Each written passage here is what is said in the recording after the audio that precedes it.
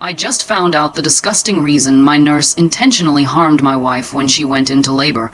I first noticed it 5 minutes in when she gave her medicine that specifically made her contractions more painful.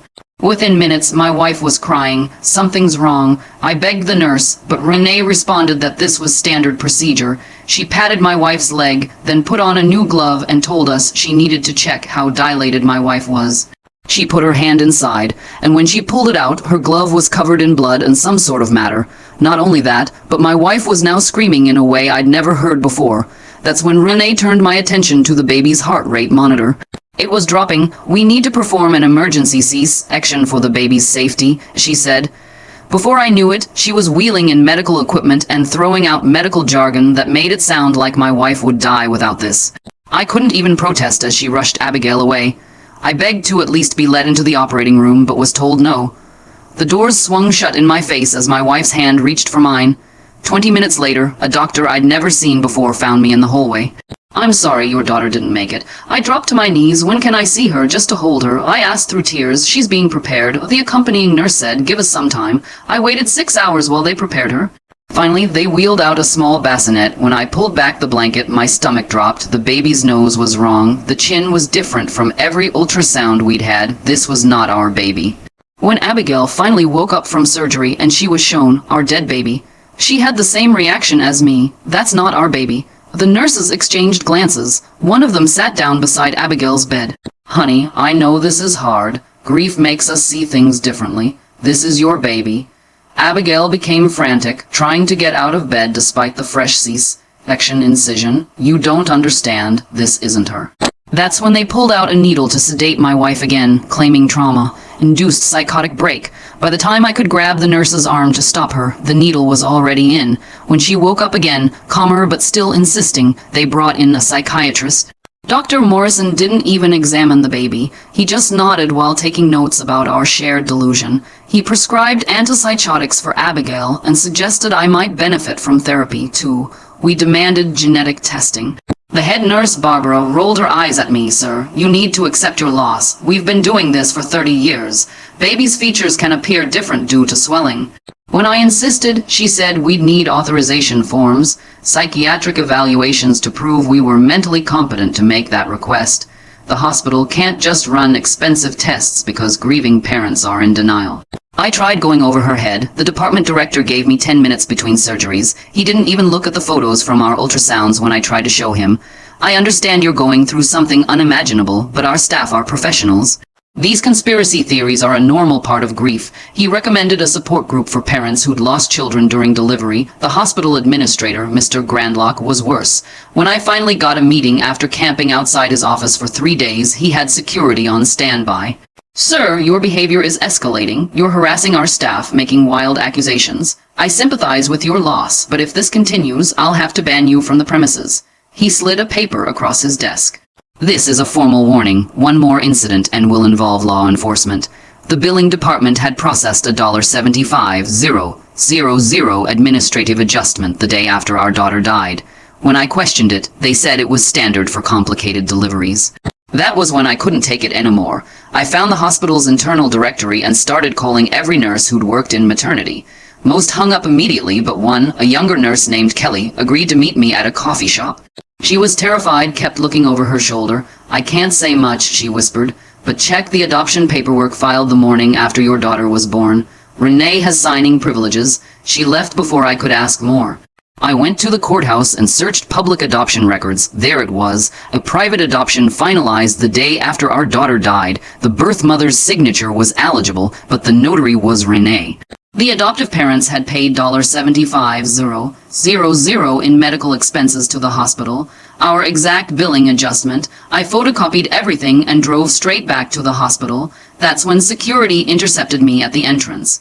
"Mr. Grandlock wants to see you in his office. Now, Mr. and Mrs., I need you to understand something. Renee is our best labor and delivery nurse. 15 years here, countless successful deliveries. These accusations are becoming slander."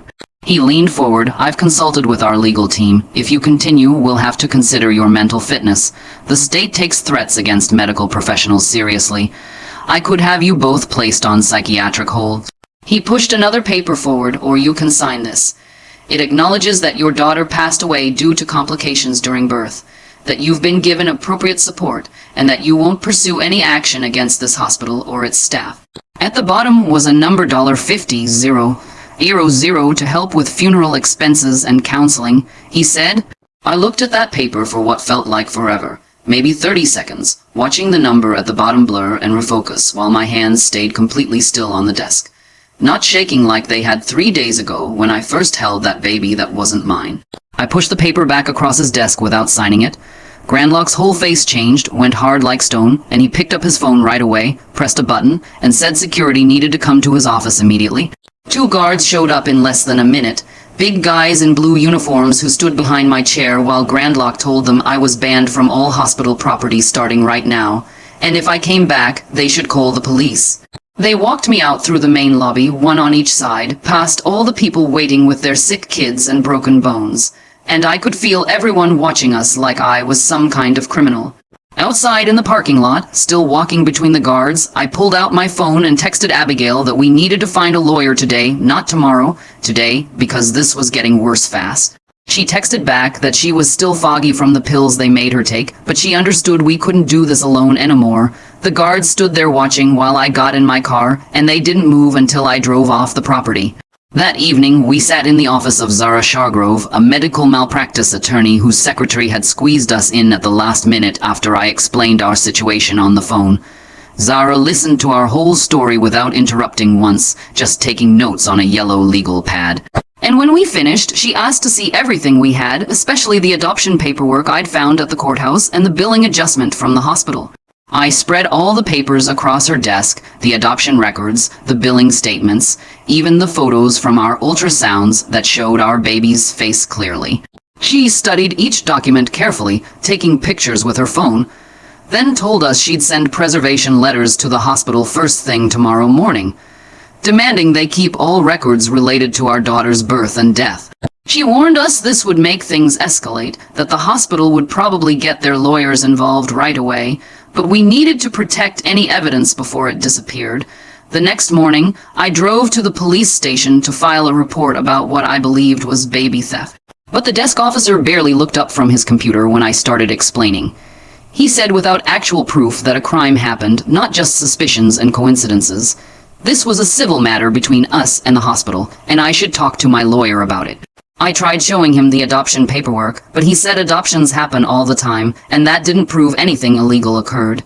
Later that day, I went to the county clerk's office where Na Sharp Creek, one of the senior clerks, explained that getting adoption records unsealed required a court order, and I'd need to show good cause, which meant more than just thinking something suspicious happened. She couldn't help me directly with our case, but suggested I should look for patterns in other adoption filings from the same time period, maybe find other families with similar stories. I spent the whole afternoon at the courthouse going through public adoption records for babies born at our hospital in the past year, writing down every detail I could find. 3 other adoptions were finalized within days of the babies being born, all with complicated delivery stories in the records, and all of them had Renee's signature as the notary on the paperwork. My phone rang while I was still at the courthouse, and it was Mustafa Smoothridge, the investigative reporter from the local paper who I'd left 5 messages for over the past 2 days. He said my story sounded interesting and he wanted to know more, but his editor wouldn't let him run anything this serious without more proof, maybe other families willing to go on record or some kind of documentation showing a pattern. I told him about the 3 other adoptions I just found, and he said to send him everything I had and he'd do some digging on his end. That night at home, Abigail sat on the couch staring at nothing, her eyes unfocused from the psychiatric medications they'd prescribed, the ones that were supposed to help her accept our loss, but really just made her feel like she was underwater all the time. I wonder what's really happening with those 3 other adoptions having Renee's signature. That pattern seems too neat to be random chance. The way they rushed Abigail to surgery and then took 6 hours to prepare the baby makes me curious about what they were actually doing during all that time. We got into an argument about whether she should keep taking them because I thought they were making her worse. But she was scared that if she stopped, the hospital would use it against us, say she was unstable and dangerous. She kept saying they had all the power, they had the lawyers, they had the doctors who would testify that we were just grieving parents in denial, and maybe they were right. Maybe we were crazy to think our baby was still alive somewhere. I held her while she cried, both of us sitting there in our living room surrounded by baby stuff we'd bought, the crib still in boxes against the wall, the tiny clothes still in shopping bags. Everything waiting for a baby who, according to the hospital, was dead, but who we both knew in our bones was out there somewhere with strangers who'd paid $75,000 for her. The next morning, I drove to the State Health Department building downtown, while Abigail stayed home too weak from surgery to come with me. The clerk at the records office barely looked up from her computer when I asked for a Freedom of Information Act request form. She slid the papers across the counter and told me it could take weeks for any response about complaints against the hospital's maternity ward. I filled out every line, making copies of everything before handing it back. That night, I spread all our daughter's medical records across the kitchen table, going through each page with a highlighter. Something caught my eye on the third page. The official time of death was listed as 2:47 a.m., exactly 20 minutes after Renee had wheeled Abigail into surgery at 2:27 a.m., but the doctor had found me in the hallway at 2:47 a.m. to tell me our daughter was dead. The times didn't add up. How could he tell me she was dead at the exact moment she supposedly died in the operating room? I circled the times in red marker and took photos with my phone. The next day, a certified letter arrived from the hospital's legal department. The thick envelope contained a no trespass order signed by a judge threatening criminal charges if I set foot on the hospital property. I called Zara immediately and she came over to review it. She said this was intimidation, but we needed to respect it for now while building our case. 3 days later, I found myself sitting in a circle of folding chairs in a church basement, listening to other parents talk about losing their babies during delivery. When my turn came, I kept my story vague, but asked if anyone else had gotten strange bills afterward. A woman across from me nodded slowly, mentioning a $50,000 adjustment she never understood. An older man said they'd gotten a $80,001. After the meeting, I caught up with both couples in the parking lot. The older couple walked away fast when I started explaining our suspicions, but the younger couple, both barely 20, stayed to listen. They pulled out their phone and showed me their billing statement with a $70,000 adjustment, dated the day after their son supposedly died. We exchanged numbers and they promised to send me copies of everything. I tried calling Kelly's cell phone again that afternoon, but it went straight to voicemail. Her texts weren't delivering either, showing only gray instead of blue. I drove to her apartment complex that evening and saw a moving truck parked outside her building. Her name had been peeled off the mailbox, leaving just sticky residue behind. The neighbor loading groceries said she'd moved out suddenly 2 days ago.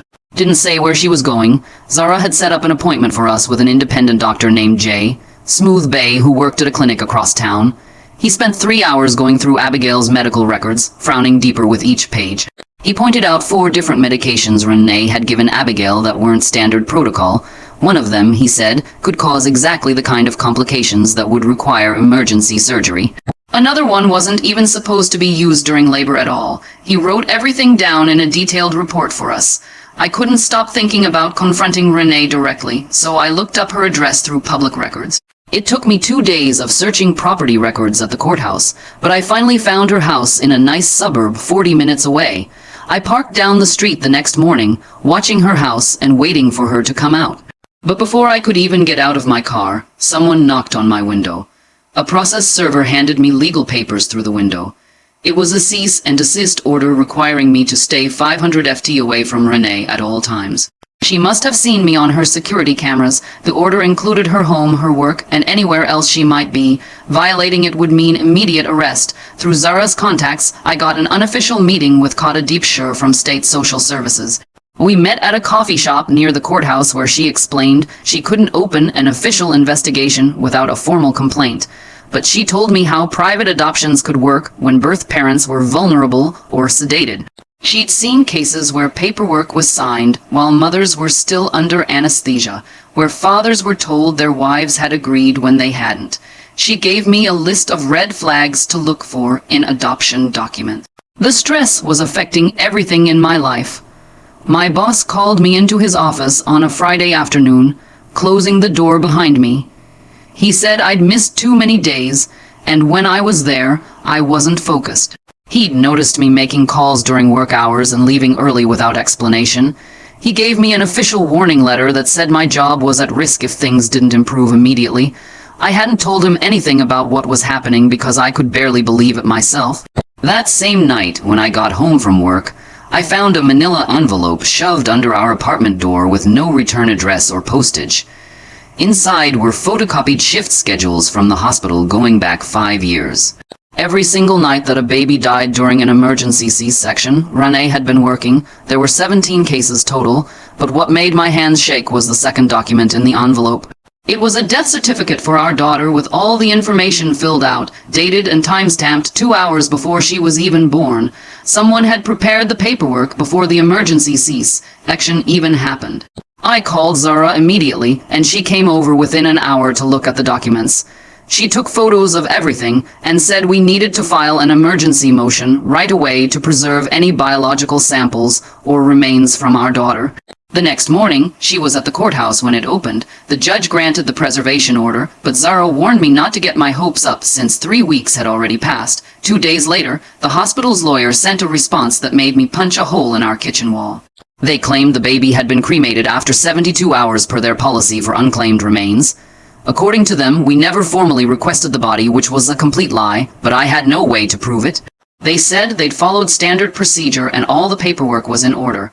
Meanwhile, Mustafa had been digging through public records and adoption filings. He called me with news that made everything click into place. Renee